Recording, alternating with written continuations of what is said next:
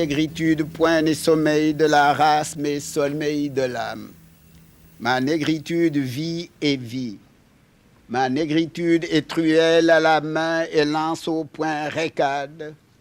Il n'est point question de boire, de manger l'instant qui passe, tant pis si je m'attendris sur les roses du Cap-Vert. Ma tâche est d'éveiller mon peuple au futur flamboyant. Ma joie est de créer des images pour le nourrir aux lumières rythmées de la parole.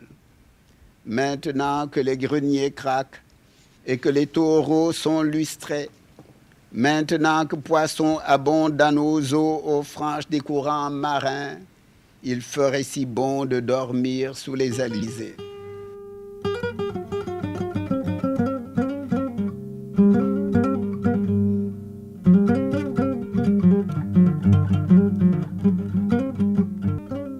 La négritude, c'est le tréfonds du peuple noir.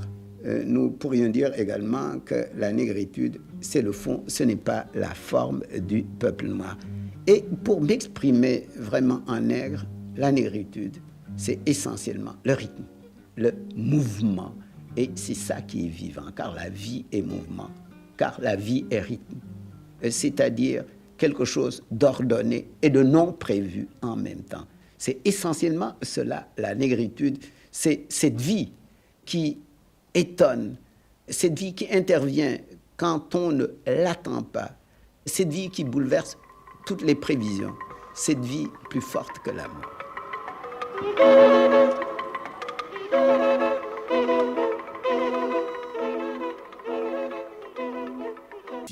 Il y a d'abord la présence de la négritude chez les nègres et il y a la présence de la négritude chez les blancs. Je commencerai par là, la présence de la négritude chez les blancs. L'école de Paris a transformé non seulement les arts plastiques européens, mais l'esthétique européenne elle-même, c'est-à-dire la conception du beau. C'est ce qu'avaient commencé de faire le jazz et la musique noire. Je pense donc que la présence des valeurs noires, la présence de la négritude, non seulement aux États-Unis, mais encore en Europe, est une des réalités du monde contemporain. C'est mon ami, le peintre Pierre Soulages, qui me disait « l'esthétique noire, c'est l'esthétique même du XXe siècle ». Mais il y a aussi la présence de la négritude chez les Noirs. Ce qui m'a frappé au cours de mon voyage à la Martinique, à la Guadeloupe et à Haïti, c'est de sentir, quand nous voyons, nous, Sénégalais, les Martiniquais, les Guadeloupéens, surtout les Haïtiens, se sentaient noirs. Et ils étaient heureux de se sentir noirs. Et ce n'est pas hasard si partout, à la Martinique, à la Guadeloupe, à Haïti, en présence d'Africains, les élus ont mis de côté ce qui les séparait, c'est-à-dire les idéologies politiques, pour ne voir que ce qui les unissait à nous, c'est-à-dire une certaine façon de sentir le monde et une certaine façon de s'exprimer. En quoi réside la négritude? Alors,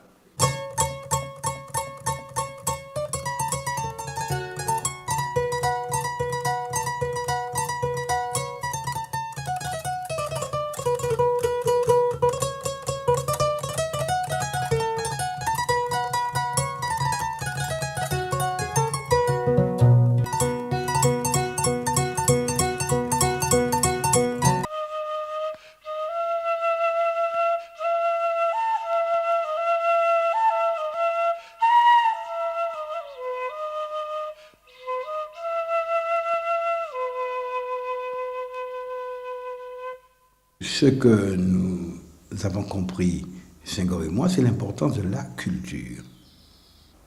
Et l'importance des cultures. Parce que jusque là, nous avions une conception que nous avions, c'est celle qui était transmise par la tradition française. Et la culture, c'était la civilisation, c'était l'Europe, c'était le rationalisme, l'Afrique était la sauvagerie, c'était l'inculture et tout le reste, mais pas du tout. Nous avons appris, les ethnographes nous ont appris, et Faubourg nous a appris ce que c'est que vraiment que la culture, autrement dit l'expression du génie d'un peuple.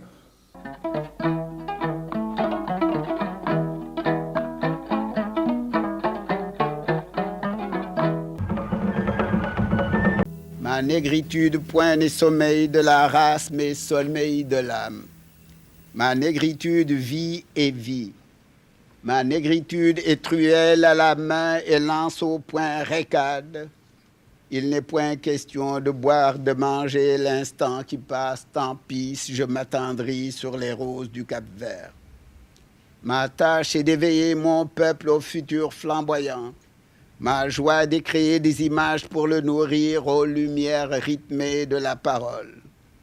Maintenant que les greniers craquent et que les taureaux sont lustrés, maintenant que poissons abondent dans nos eaux aux franges des courants marins, il ferait si bon de dormir sous les alizés.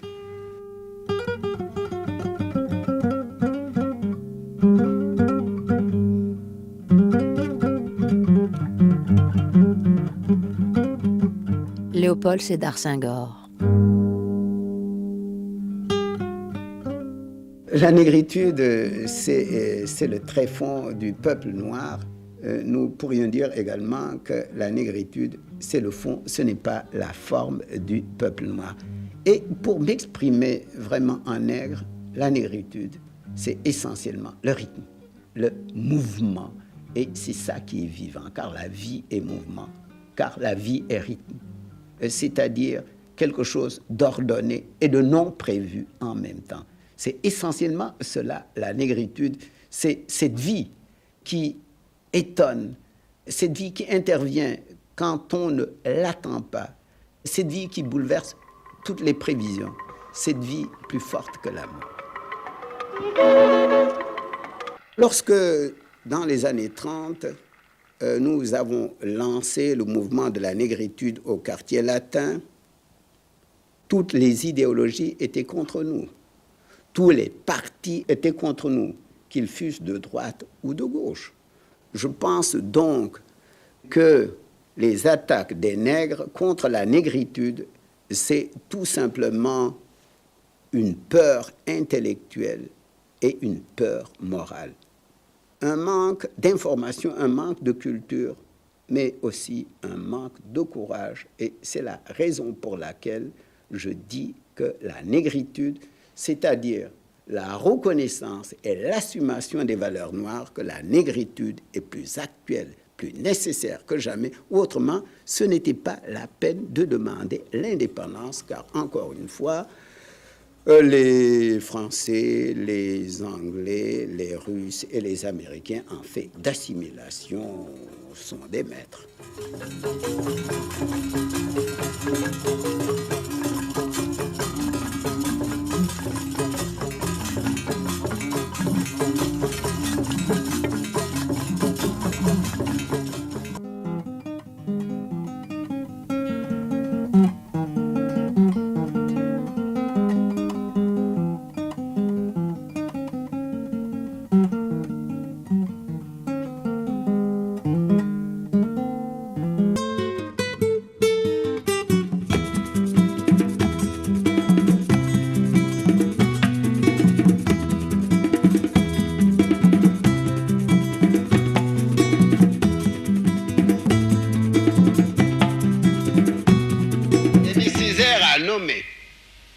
C'est-à-dire appeler à sa prodigieuse destinée la négritude, qui n'est rien d'autre, comme je l'ai souvent dit, que l'ensemble des valeurs de civilisation du monde noir tout entier. La négritude est contestée aujourd'hui, qu'elle soit de droite ou de gauche, par toutes les idéologies montées à l'assaut de l'Afrique noire, voire par certains Africains eux-mêmes qui nous disent que c'est un combat, voire un concept dépassé. Je ne le crois pas. Elle demeure l'attitude existentielle choisie par des hommes libres et vécue absolument jusqu'à la lie. Fin de citation. Seules les âmes basses peuvent en parler bassement. Contre-réponse.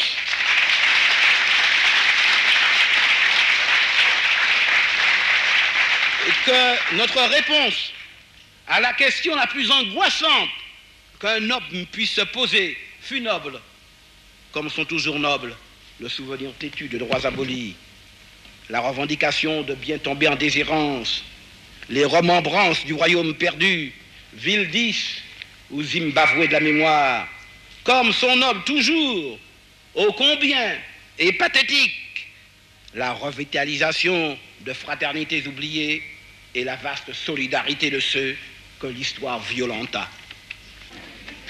Car il se trouve que justement vous Antillais, parce que séparés de l'Afrique mère, vous nous présentez un rythme plus pur, des images plus flamboyantes.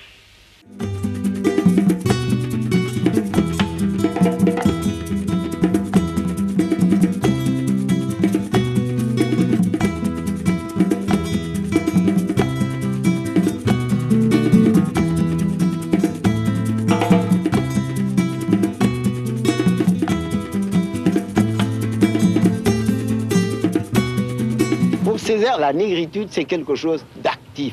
Il ne faut pas être agi, il faut agir. Les Allemands disent que la négritude, c'est le Negersein. Le Negersein, mais un nègre actif. Ce n'est pas un Dasein, c'est un Sein actif. Césaire a tout mis dans un seul mot, le mot négritude, qu'il a employé comme un marteau-pilon. Et c'est la raison pour laquelle, jusqu'ici, j'ai été très prudent. Je crois que c'est une grande chose, c'est une notion importante, que celle qui permettra à un Sénégalais, à un Dahoméen, à un Malien ou un Congolais de s'asseoir autour d'une même table et de se sentir comme les membres d'une même famille. Eh bien, c'est la conception de la négritude qui le permet. Je peux demander. Je vous en prie. Oui, ah oui, voilà. Le capitaine nous demande une photo. Oui.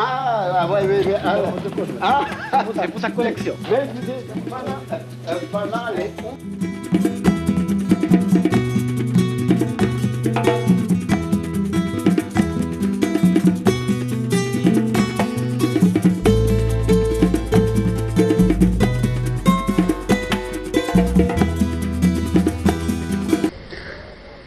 Le problème est assez complexe s'agissant du Sénégal parce qu'une fausse interprétation de l'islam avait banni le culte de l'image au Sénégal, sauf tout à fait dans le sud, en Casamance et au Sénégal oriental.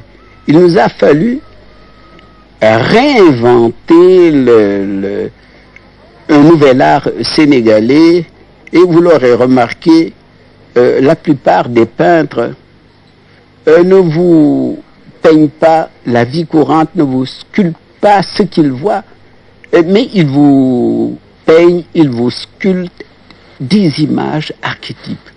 Presque symboliques, ce sont les rois, des dames, des génies, la forêt, le désert, etc., etc. Et naturellement, ils ont retrouvé le style négro-africain en général, soudano-sahélien en particulier. Là encore, le problème est plus complexe. Vous voyez les premiers peintres les plus âgés comme Iba Ndiaye et surtout Papa Ibra Tall. Je me rappelle quand j'étais député à l'Assemblée nationale française et que Tall venait me voir en me montrant ses premières œuvres. Il avait été élève de l'école des beaux-arts et je lui disais, vous avez acquis la technique, mais le style c'est très toubab, c'est-à-dire que c'est très blanc, européen. Il vous faut aller au musée du Trocadéro. Regardez les œuvres africaines jusqu'à en être obsédé. Et je discutais avec lui pour lui faire comprendre l'essentiel de l'art négro-africain qui est toujours une image. Mais une image symbolique, mais encore et surtout une image rythmée, avec le style négro-africain des parallélismes asymétriques.